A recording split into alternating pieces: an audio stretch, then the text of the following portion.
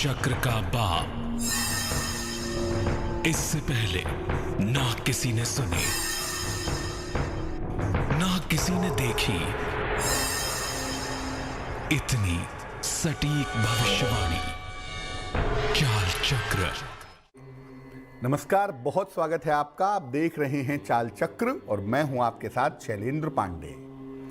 अगर हम किसी व्यक्ति की कुंडली देखते हैं तो उसमें ग्रहों की अलग अलग स्थितियां होती हैं। कभी ग्रह मार्गी होते हैं, कभी ग्रह वक्री होते हैं और कभी सूर्य के प्रभाव से कुछ ग्रह अस्त हो जाते हैं।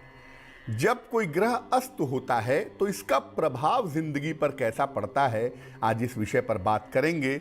चाल चक्र में आज क्या खास है, चलिए बताते हैं आपको। चाल चक्र में आज बात करेंगे कि ग्रह कब आखिर अस्त हो जाते हैं।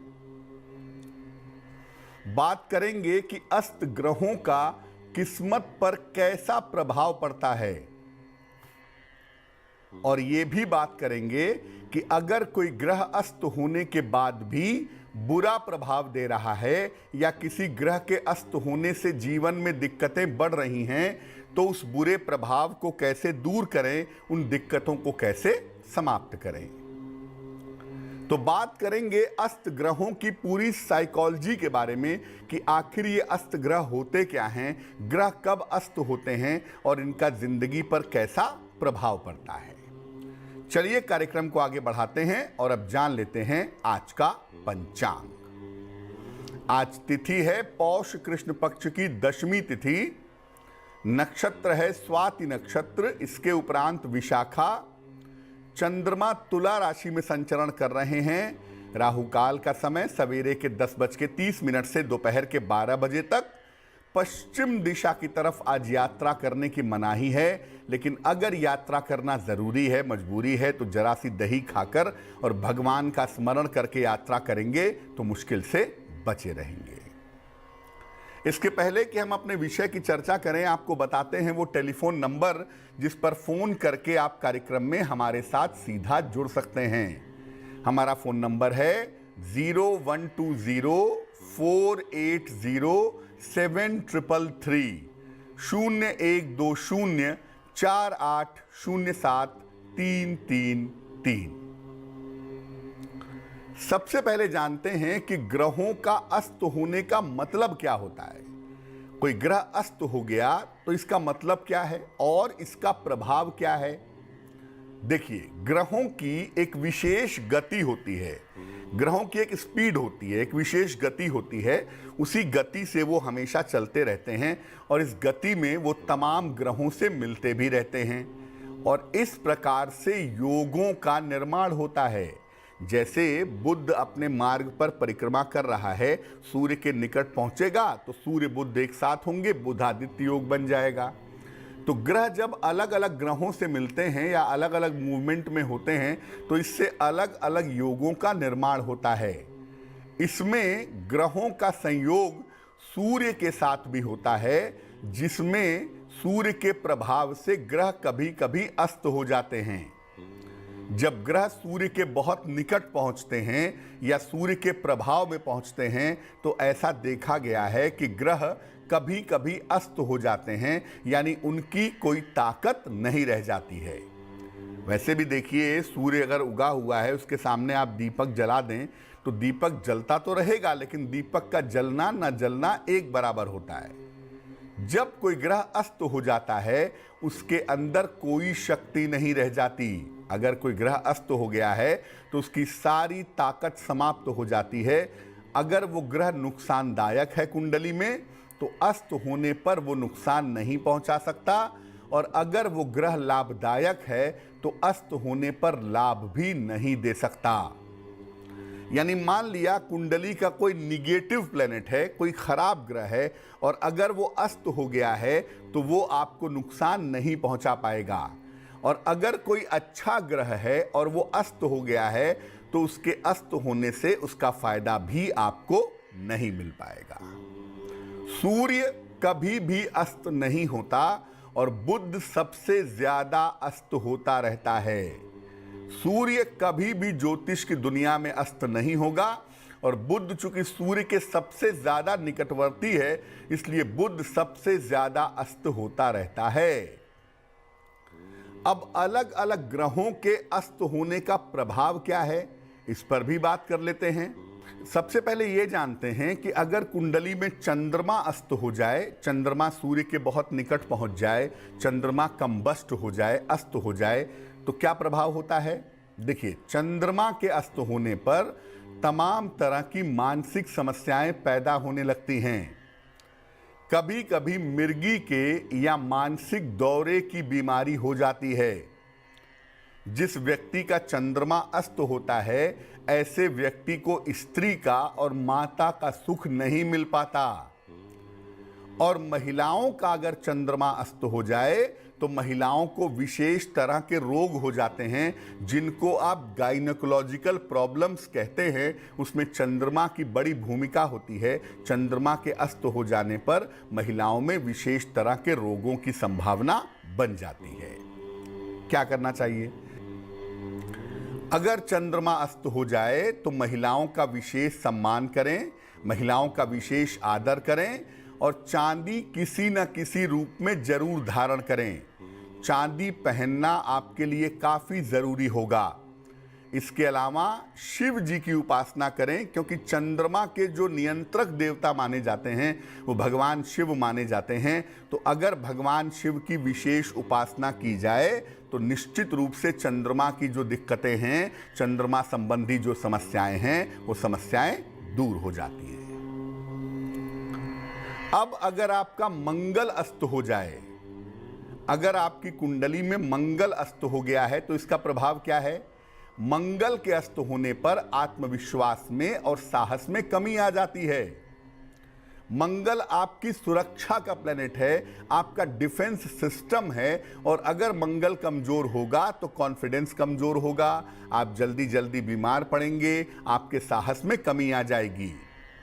ऐसी स्थिति में व्यक्ति के संबंध अपने परिवार वालों से अच्छे नहीं रहते हैं, परिवार वालों के साथ संबंध बेहतर नहीं दिखाई देते हैं। व्यक्ति के अंदर कभी कभी अपराध वृत्ति आ जाती है, कभी कभी आदमी के अंदर क्रिमिनल टेंडेंसी आ जाती है और व्यक्ति अपराध करने के लिए, क्राइम करने के लिए एक्टिव हो जाता है।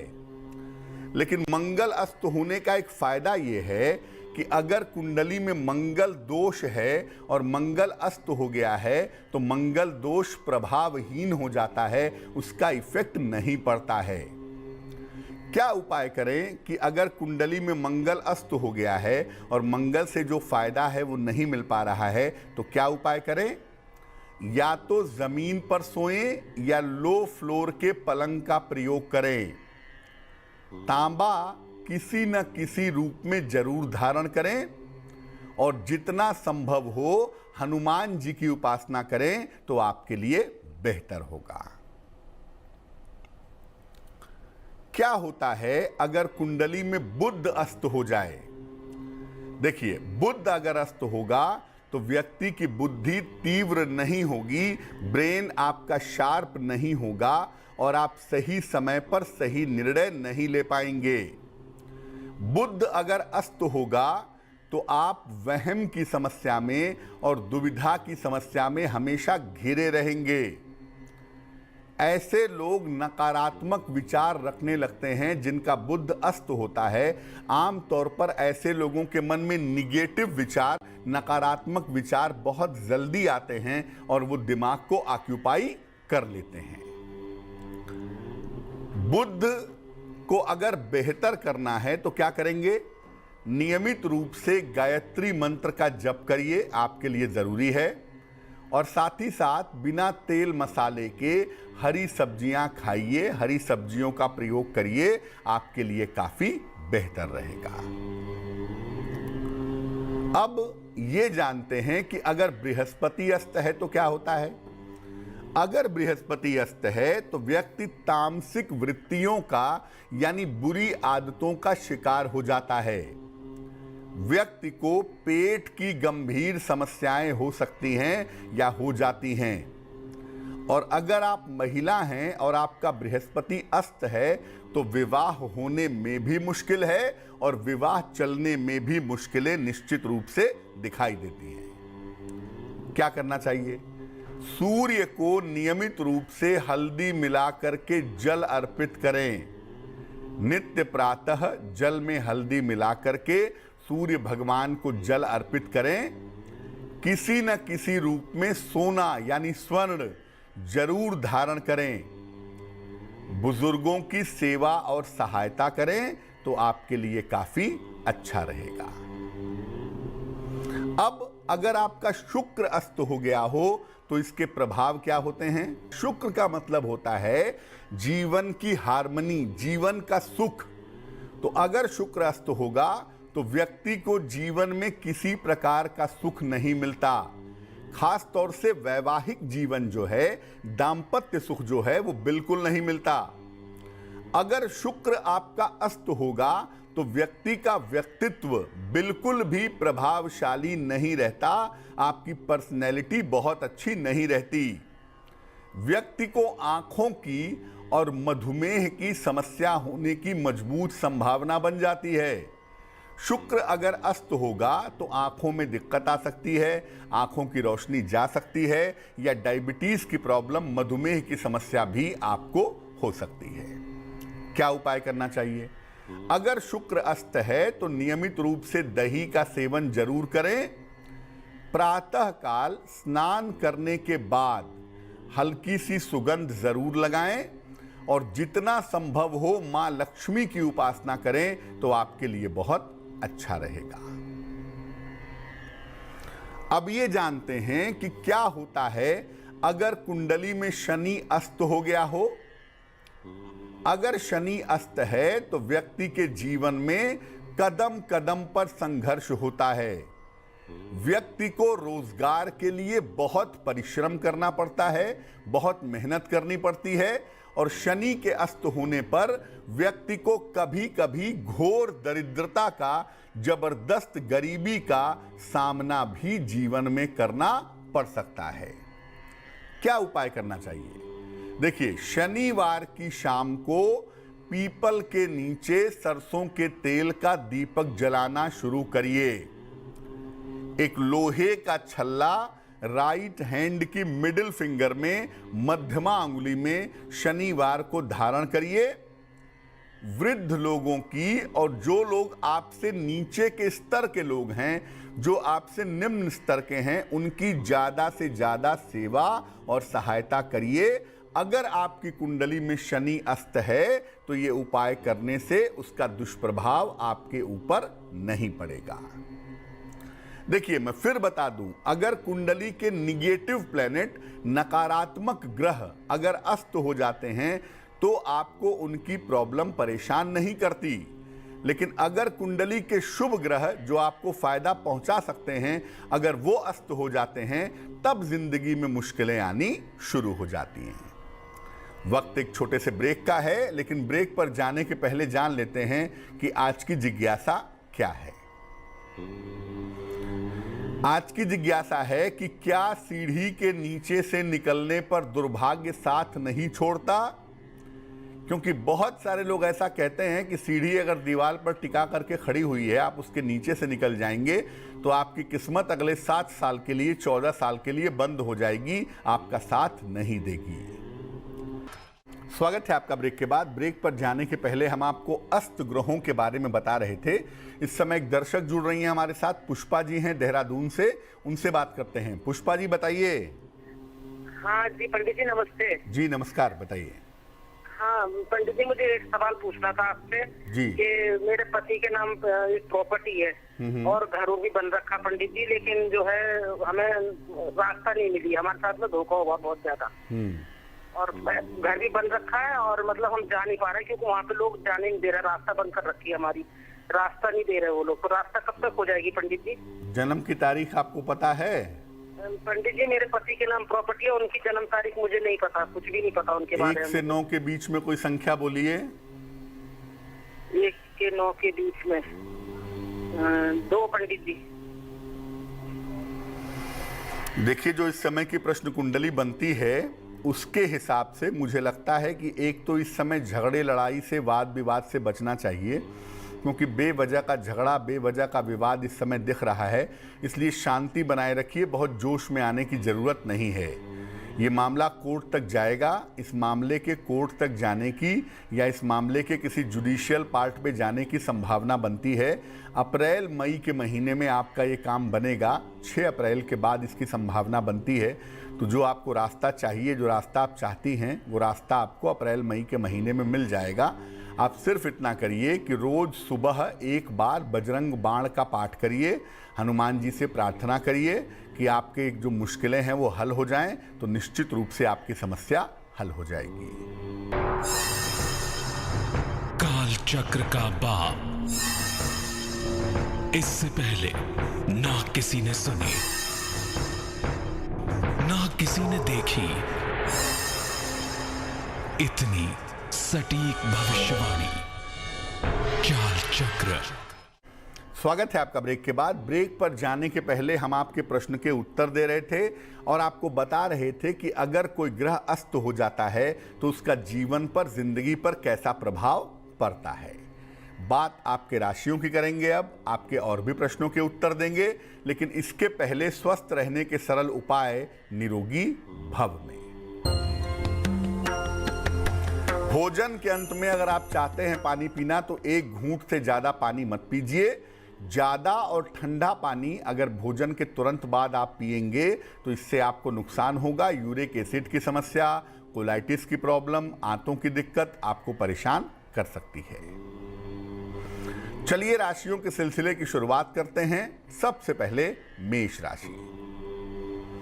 मेष राशि, स्वास्थ्य की स्थिति ठीक रहेगी, कारोबार में लाभ होगा, रिश्तों की समस्या हल होगी। शुभ रंग आपका धानी और भाग्य होगा 70%।